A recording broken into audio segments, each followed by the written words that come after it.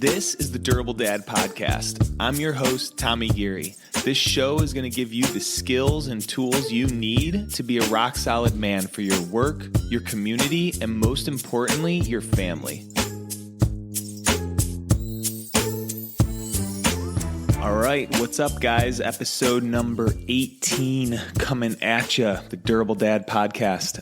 I am sitting here in my office, and it's Friday, and it's funny because I wasn't going to record this topic. So this topic is going to be about reacting versus responding to what's happening in our environment. And I have this written on my whiteboard over here, a bunch of topics that I want to talk about. And I wasn't going to talk about it this week, but earlier today, I was listening to a podcast from one of my coaches, my business coach, Dave, and he put out a podcast on reacting. And he totally changed what I was going to be talking about.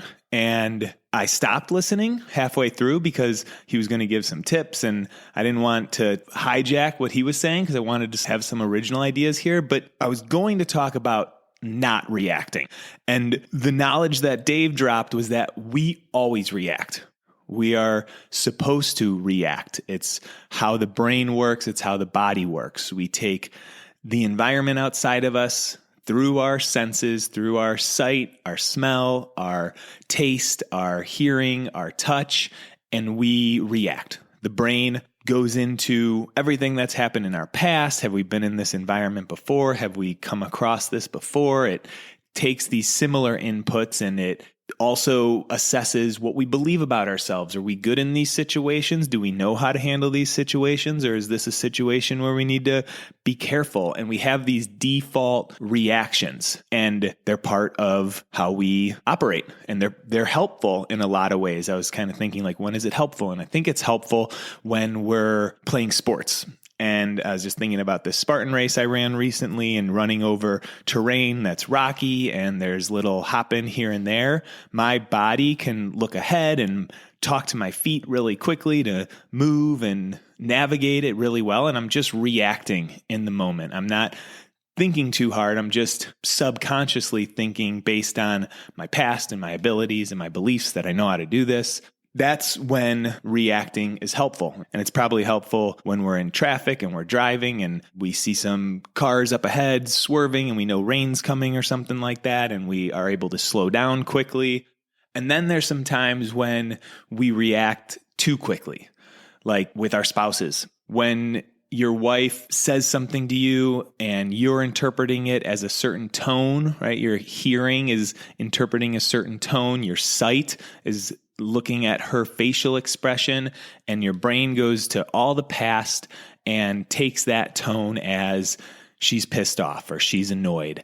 And we respond really quickly with being defensive, trying to explain our side. And that's when a quick reaction usually doesn't create the communication or the outcome that we want. So I want to talk about managing our reactions and being in control of how we respond to that outside environment and the inputs that we take in. So we're inputting stuff from our five senses, and we're going to react no matter what. And what we want to do is slow this process down before we act, before we respond. We're going to break this down with the thinking cycle. So I have an earlier episode, I think it's episode 2, about, I don't know exactly the name of it, but we'll link to it in the show notes. And it's like the one tool to add to your tool belt or something like that. But it's a thinking cycle. Our thoughts, the sentences that are running through our brain, create our emotions. And then our emotions drive our actions, how we act, how we behave, what we do, what we say. So when we're starting to understand what our normal reactions are, we can think of it as like we're looking at game film. If you ever played sports or you ever hear athletes get interviewed after games and they talk about how they study game film, this is what we can do in our everyday life. So you find a time where you didn't act the way you wanted to or behave the way you wanted to, and you go back. And I was working with one dude on this, And you start looking at what were you feeling? What were you thinking? How were you interpreting the environment? And so we were working on his relationship with his son, and his son's a teenager, and he was just asking a bunch of questions. He was asking a question, and then my client would answer, and then he'd ask another question, and my client would answer. And he just noticed that he was short with his responses. He even got to the point where he was snapping back, calling the questions stupid. Why are you asking these? And I totally got it. I mean, my daughter's only 5, but those questions of why. And so what my client was thinking was that he knows these answers. He's just messing with me. He does this all the time. He asks too many questions. And when his brain was interpreting the input, the input was his son's words, his son's tone, he was feeling irritated. So his thoughts about he asked too many questions was making him feel irritated. And when we're looking at game film, we know that the actions ended up being actions he doesn't want to take, so we don't really have to look at those. But what we do is we dive into that emotion, irritated. And this is how we really start controlling our reactions, when we understand what irritation feels like.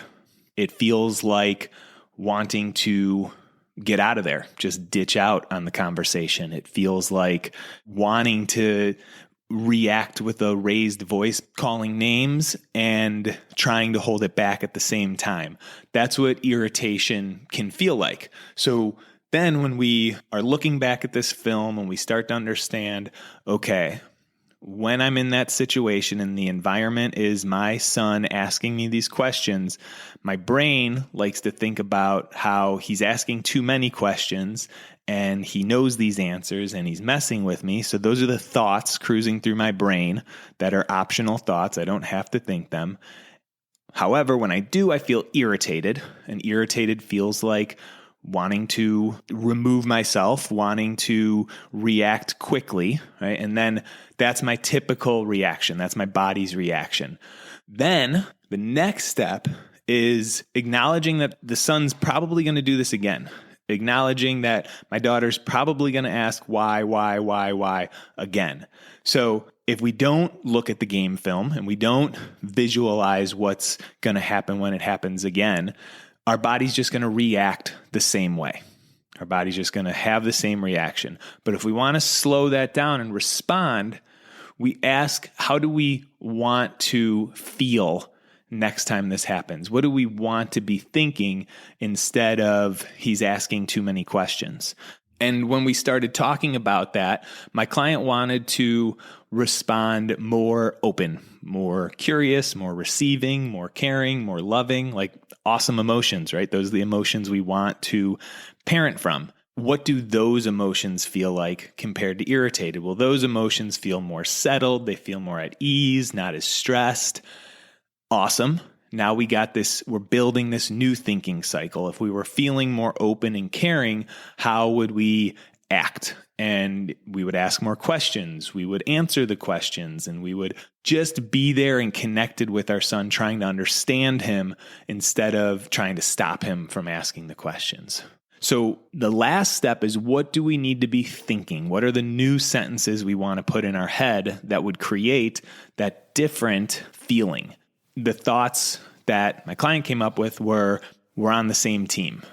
We're doing this together. We both want the same result. Those thoughts might not land with you, but when we're thinking about another person that we're talking to, that we're on the same page with them, we both want the same outcome, there is going to be more of a feeling of connection. And that is how we start controlling our reactions and deciding how we want to respond. He's changed his thinking cycle. Now it's when he inputs that his son's asking him questions, he thinks he's asking me questions. What does he really need here?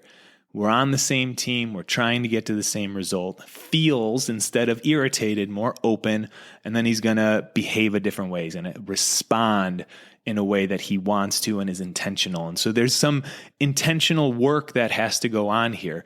Breaking down the game film of the past, and then planning for the next game because we know we're probably going to be in a similar environment again. And it's really, really powerful. I mean, this guy emailed me a couple days later and told me what an awesome night him and his son had. He was like an A+ night. And I mean, that's awesome. He stepped up and was willing to take a look at his reactions, how our brain typically acts based on default, and control his reactions. We're going to react no matter what, but understand, slow it down enough to respond the way that we want to. So that's the work. Look at the game film, why you reacted the way you did. Look ahead. How do you want to respond in the future based on the same reaction, but deciding how you want to respond? Take that, apply it. I'm going to go back and listen to my coach Dave's podcast to see what he said about reactions. If there's anything extra, maybe I'll throw it in next week. And if you want to find out more information, go to thedurabledad.com.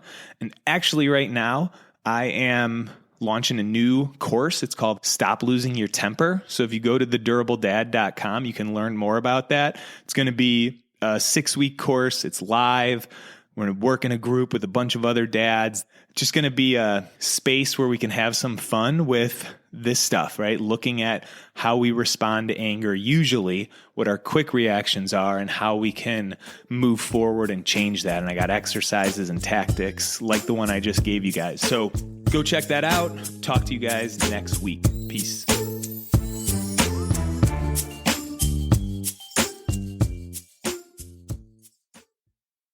All right, before you take off, what is your big challenge for 2026? If you haven't decided yet, check out the next Grand Canyon trip, a 16-mile hike from the top of the canyon down to the Colorado River and back up. This is the kind of challenge that's going to push you into a higher gear. You're going to train, you're going to get in better shape, and you're going to check off a bucket list experience. So if you're wanting something to train for next year, a goal that's going to pull you out of the grind, this is it. We're assembling the team right now. All the details are on the website. Training starts in January. We hike in April. Check it out.